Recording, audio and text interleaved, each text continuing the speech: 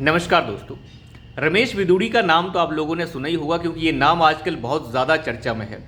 रमेश बिदूड़ी जो सांसद हैं दिल्ली से और भारतीय जनता पार्टी से आते हैं, उन्होंने संसद के अंदर कुछ ऐसा बोल दिया जिसके बाद से सारे के सारे जो है असहज महसूस कर रहे थे। चाहे वो भारतीय जनता पार्टी के हों, चाहे वो कोई और हों, सब लोग थोड़ा असहज महसूस कर रहे थे और इनकी बातों की निंदा भी कर रहे थे। अब रमेश बिदूड़ी ने किया क्या है? रमेश बिदूड़ी ने संसद के अंदर दानिश अली, जो आप जानते ही होंगे बहुजन समाजवादी पार्टी के मेंबर ऑफ पार्लियामेंट हैं, हालांकि उनकी मायावती से अब खास बनती नहीं है, लेकिन वो फिलहाल बसपा से ही सांसद हैं। उन्हें जो है रमेश बिदूड़ी ने अनाप शनाप बोल दिया और कह दिया आप जो है मुल्ला आतंकवादी हैं, तुम उग्रवादी हो, ओए उग्रवादी, ओए मुल्ला उग्रवादी, कुछ इस तरीके से उन्होंने उनका संबोधन किया संसद के अंदर। जिस समय चंद्रयान की जो सफलता है उसके बारे में जिस तरीके से चर्चा हो रही थी, उसी समय की ये बात है, लगभग रात के 10 बजे के आसपास की। तो ये कुल मिला के क्या हुआ, उसके बाद जब ऐसी बातें रमेश बिदूड़ी ने दानिश अली के लिए बोल दी तो सारे के सारे जो है एकदम से आग बगुला हो गए कि ये कैसी असंसदीय भाषा है, ये है वो है। देखिए, असंसदीय भाषा कोई पहली बार हुई नहीं है। ऐसे बहुत सारे मुंहफट सांसद हैं जो इस तरीके की बातें बोल देते हैं और संसद की जो उन्हें पूरी की पूरी सेफ्टी मिली है जिसमें वो कुछ भी बोल सकते हैं, उसका पूरा फ़ायदा उठाते हैं। तो मुझे लगता है संसद की कुछ गरिमाओं को और मेंटेन किया जाना चाहिए और इसके ऊपर स्पीकर साहब को एक मजबूत और एक ज़रूरी फैसले लेने चाहिए ताकि दोबारा ऐसी हरकतें ना हो। और उनके वाक्यों को एक्सपंज तो ऑलरेडी कर ही दिया गया है। लेकिन सबसे बड़ी चीज़ इसमें देखने वाली क्या है, और वो है इसमें कुछ भारतीय जनता पार्टी के नेता, जो दिल्ली के बड़े नेता हैं, चांदनी चौक के डॉक्टर हर्षवर्धन तो ऐसे रो रहे हैं जैसे पता नहीं क्या हो गया। जब इस देश में सनातन को एड्स कहा जा सकता है तो एक मुल्ले को आतंकवादी क्यों नहीं कहा जा सकता? कोई बहुत बड़ी बात है क्या? मुझे बताइए आप। इस देश में सनातन को एड्स कहा जा सकता है, सनातन को एक बीमारी कहा जा सकता है, और वो कौन कह रहा है? Member of legislative assembly. तो फिर ये तो कोई बहुत बड़ी बात है ही नहीं। सब कुछ कहा जा सकता है इस देश में, फ्रीडम ऑफ स्पीच है इस देश में, क्या फ़र्क पड़ता है? तो एक मुल्ला आतंकवादी उग्रवादी कहने में क्या दिक्कत है? जब आप केजरीवाल जैसे विधानसभा में मोदी को गालियां देके चले जाते हैं, कौन है मोदी, कौन है राज्यपाल, तो फिर क्या फ़र्क पड़ता है? सबको आज़ादी है, this is freedom of speech. मुझे लगता है 4-5 गालियाँ भी दे देनी चाहिए थी। खैर, ये सब बातें तो हुई, लेकिन डॉक्टर हर्षवर्धन ऐसे माफ़ी मांग रहे हैं जैसे उनकी गर्दन काट दी हो किसी ने। डॉक्टर हर्षवर्धन जिस समय रमेश बिदूड़ी बोल रहे थे उस समय पीछे हंस रहे थे बैठ के। कोई दिक्कत नहीं है, सारे सांसद हंसते रहते हैं एक दूसरे के ऊपर, कोई बड़ी बात है। लेकिन हर्षवर्धन जैसे ही घर पहुंचे, उन्होंने देखा कि बड़ा मामले ने तूल पकड़ा हुआ है। राजनाथ सिंह भी इस पर बोले हैं, दूसरे नेता भी बोले हैं, और बोलना भी चाहिए। देखिए, असंसदीय भाषा है तो उसके ऊपर एक्शन तो होगा। भले लोगों के पास अधिकार है बोलने का संसद के अंदर, लेकिन फिर भी हर चीज़ की एक लहजा, हर चीज़ का एक जो है लिमिट होती है।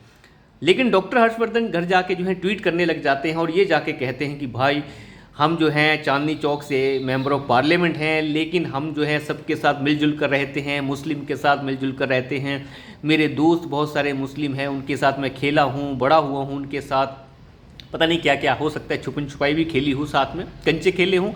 लेकिन डॉक्टर हर्षवर्धन को ये पता नहीं चला कि आप जिस चीज़ की बात कर रहे हैं उस चीज़ की ज़रूरत ही नहीं है। आप तो बहुत ज़्यादा उतावले हो रहे हैं।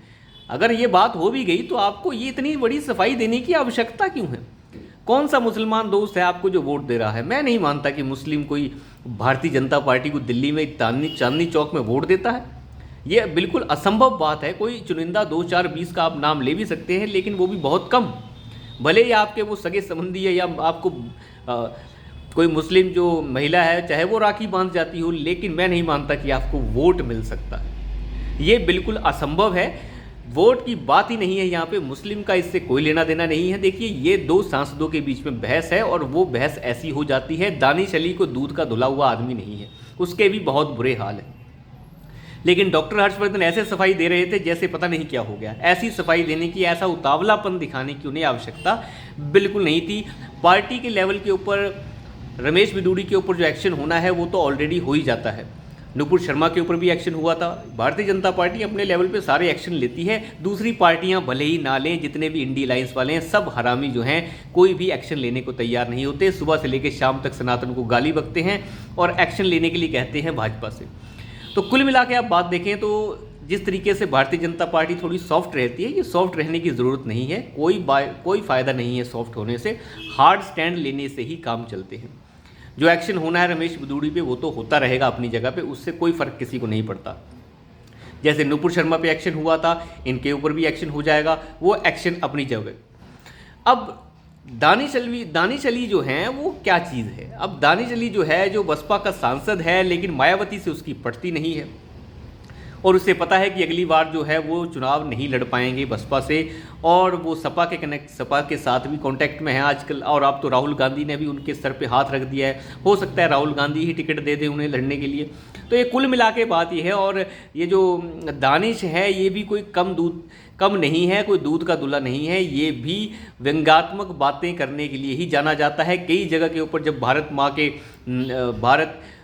के नारे लगाए जाते हैं और भारत माता की जय के नारे लगते हैं, उस समय कई बार ये जो है दंगा और उटपटांग ड्रामा करते हुए पकड़ा गया है, जब ये ऐसे नारों के खिलाफ बातें करता है और वहाँ पे पहुँचते ही गुस्साया जाता है कि ऐसे नारे क्यों लगाए जा रहे हैं। तो ये इस टाइप के लोग हैं, इनका कोई खास क्रेडिबिलिटी नहीं है।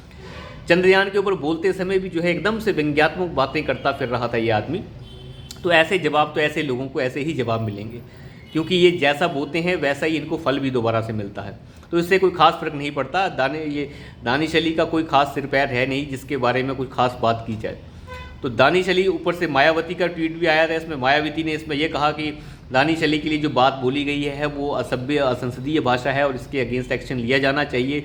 हालांकि भारतीय जनता पार्टी ने जो स्पीकर साहब हैं, जो स्पीकर हैं, भारतीय जनता पार्टी ने भी एक्शन लिया है और जो स्पीकर साहब हैं उन्होंने इन चीज़ों का एक्सपंज किया है। तो इसके लिए जो है एक तरीके से मायावती ने उनकी तारीफ भी की है। तो दानिश अली के लिए कोई खास स्टैंड मायावती ने लिया नहीं है। तो कुल मिला के ये मामला यहीं पे है। बस भारतीय जनता पार्टी कुछ ज़्यादा उतावलापन दिखाती है, कुछ नेता खास तौर पर ये घबराते हैं कि वोट बैंक चला जाएगा। वो वोट बैंक पहले भी कभी था ही नहीं, तो इसकी टेंशन लेना छोड़ दीजिए। तो अभी के लिए इतना ही, धन्यवाद।